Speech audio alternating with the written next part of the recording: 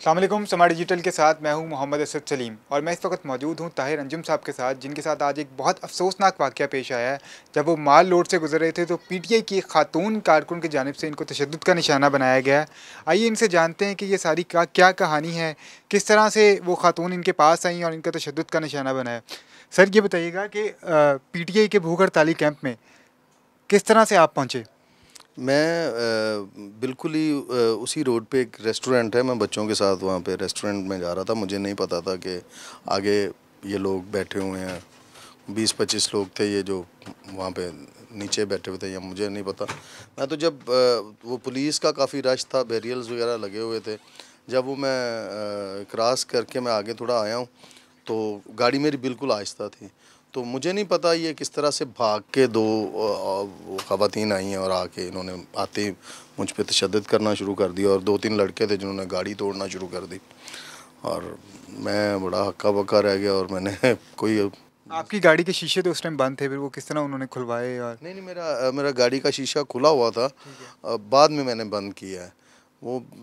उसके बाद जो है वो मैंने बंद करके वहाँ से गाड़ी भगाई है। उस टाइम जिस टाइम वो आप पे तशद्दुद कर रहे थे तो साथ वो कुछ कह भी रहे थे आपको, आपको धमकियाँ भी दे रहे थे, वो क्या धमकियाँ थीं? वो यही बात कर रही थी कि तुम मेरे मुर्शद के ख़िलाफ़ वीडियो बनाते हो, आपको पता है वो मुर्शद किसे कहते हैं। तो वो मुर्शद की गल हो रही सी। तो मैं असल में कल्चरल विंग का प्रेसिडेंट भी हूँ पंजाब का, और मैं वीडियोस बनाता हूँ। लेकिन ये जो मेरे पे इल्ज़ाम लगा रही थी खातून, या ये जो कह रहे थे सब कि मैं कोई वीडियो बना रहा था वहाँ पे, या मैं कोई उनके वो जो छोटा सा उन्होंने भूख हड़ताली कैंप लगाया था उसे एक्सपोज कर रहा था, वो ऐसा हरगिज़ नहीं है। मैं अपने बच्चों के साथ गुज़र रहा था और इन्होंने मुझ पे इस तरह से, हालांकि मेरे पास एक गार्ड भी मौजूद था। मैं अगर मज़ाहमत करता या कोई हाथ उठाता या उस औरत को गाली देता या बालों से पकड़ता तो मेरी भी बेइज्जती थी और मेरी पार्टी की भी, क्योंकि मेरे कायद मियाँ मोहम्मद नवाज शरीफ साहब और मरीम नवाज़ साहिबा जो हैं वो ख़ुसूसी तौर पे वो हमारी ट्रेनिंग और ड्रिल करते हैं हमेशा इसी तरह से कि औरत की इज़्ज़त एहतराम करना, और औरतों के हकूक़ के लिए आपको पता है कि सीएम साहिबा बहुत बड़ा काम भी कर रही हैं। तो मैंने इस वजह से कुछ भी आगे से मज़ामत नहीं की। कितने लोग थे जिन्होंने आप पे हमला किया? 6-7 लोग थे, 2 औरतें थीं और 3-4 जो हैं वो लड़के थे जिन्होंने मेरी गाड़ी की स्क्रीन तोड़ दी आगे से, और गालियाँ-शालियाँ भी दी हैं।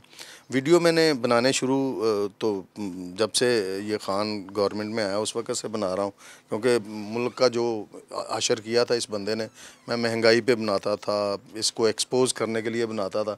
लेकिन ख़ास तौर पे जो 9 मई के बाद जो मैंने इसके वीडियोज़ बनाए हैं, उस वीडियो से ये पीटीआई के वर्कर्स को काफ़ी जो है ना आग लगी हुई है।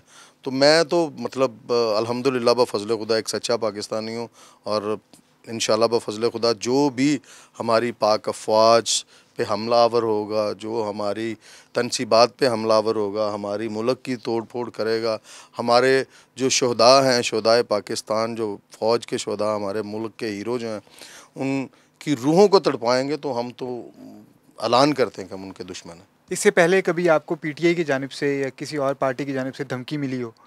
हाँ, इससे पहले तो एक लंबी फ़हरिस्त है। एक इनका एक पूरा ग्रुप अमेरिका, कनाडा और इंग्लैंड में बैठा हुआ है, जो मेरे पास नंबर्स भी मौजूद हैं, जो मुझे रोज़ाना की बुनियाद पे मुझे जो है थ्रेट करते हैं, और उसका एक दिन मुझे ख़मियाज़ा भी भुगतना पड़ा था। मेरी गाड़ी पे फायरिंग हुई, 3-4 फायर मुझे लगे, मेरे नाक की हड्डी टूट गई, और बड़ा मतलब मुझे उस वक़्त भी तशद्दुद का निशाना बनाया गया। लेकिन उनके ये फायरिंग के बाद शायद उनके ज़हन में ये था कि ये एक मतलब ये अपने मामलात से हट जाएगा। लेकिन मैं एक सच्चा पाकिस्तानी हूँ, और सबसे पहले मैं अपने पाकिस्तान और पाकिस्तान आर्मी से बड़ी मोहब्बत करता हूँ। इस वजह से मैं वीडियो बनाऊँगा और शिद्दत से बनाऊँगा।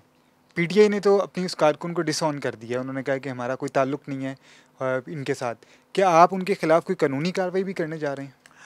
जी, असल में जो मोदी और इमरान खान की पॉलिसी एक ही है। ये पहले जुर्म करते हैं, फिर उसे डिसऑन करते हैं। ये पहले अपना जासूस भेजते हैं, फिर कहते हैं हमारा जासूस नहीं है।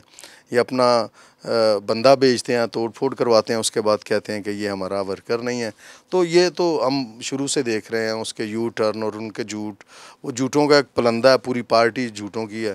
तो मैं इस पे कोई इतनी लंबी चौड़ी बात नहीं करना चाहता। मैं सिर्फ ये कहना चाहता हूँ कि वो जो ख़ातून है, जो मेरे लिए काबिल एहतराम है, चाहे उसने मुझे गालियाँ दी, चाहे मुझे उसने थप्पड़ मारे, मेरे लिए इसलिए काबिल एहतराम है कि मैं मतलब इसी तरह से जिस तरह अपनी बहन और माँ बेटी की इज़्ज़त करता हूँ, उसी तरह मैं पाकिस्तान की हर ख़ातून की, हर जो लेडी है उसकी इज़्ज़त करता हूँ। तो मैं तो पैगाम दूंगा उस ख़ातून को भी, वो जो भी है, कि खुदा का वास्ता है इस झूठे लीडर के जो मतलब बहकावे में ना आए और पाकिस्तान की तमीर की तरफ नज़र रखें, इसका पीछा छोड़ें। ये इस मुल्क में अनारकी फैलाना चाहता है, खाना जंगी करवाना चाहता है। आप पाकिस्तान से मोहब्बत करें, इमरान खान से नफ़रत करें। अपना अपोजिशन लीडर जो हैं वो वहाँ पे मौजूद थे। मैं तो चाह रहा हूँ कि मैं उनके ख़िलाफ़ जो है वो FIR करवाऊँ और एक बानी PTI के ख़िलाफ़ FIR करवाऊँ, क्योंकि यही जो है ये ऑपरेट कर रहे हैं, ये सारे जितने भी दहशतगर्द कारकुन दहशतगर्दी करते हैं, इन्हें यही ऑपरेट कर रहे हैं। फ़नकार जो होता है उसकी माशरे में बहुत इज़्ज़त होती है और उसकी लोग बात सुनते भी हैं। तो ऐसे लोगों को क्या कहना चाहेंगे जो सियासत में तशद्दुद का माहौल पैदा कर रहे हैं? असल में इसी चीज़ की तो इन्हें तकलीफ़ है कि एक फ़नकार जो है उसकी बात सुनी जाती है। मेरी व्यूवरशिप है, मुझे लोग मोहब्बत करते हैं, मेरी बात को सुनते हैं, मेरी बात का असर लेते हैं। तो ये कभी भी नहीं चाहते कि मैं कौम से, अपनी पब्लिक से, अपने लोगों से बात करूं। ये हमेशा उसमें रुकावटें डालते हैं। और मैं तो एज़ ए आर्टिस्ट तो नहीं, मैं एज़ ए पाकिस्तानी एक मैसेज देना चाहता हूं कि खुदा का वास्ता है, खुदा का वास्ता है, आप आज से 20-30 साल पहले वाले मेयार में आ जाएं, उस दायरे में आ जाएं। आज जो 2024 में जो आपने तूफ़ान बदतमीज़ी, और ये मखसूस लोग हैं जो पूरे मुल्क का जो माहौल तबाह कर रहे हैं, इनके हाथ जोड़ कर रिक्वेस्ट करता हूँ कि हमारी औलादों पे रहम करें, हमारे बच्चों पे रहम करें, हमारा मुस्तकबिल ख़राब ना करें। हमारे बच्चे आपको देखते हैं, आपकी ये तशद्दुद वाली वीडियोस देखते हैं, तो वो क्या असर लेंगे अपने पे। बहुत शुक्रिया ताहिर साहब आपके टाइम का।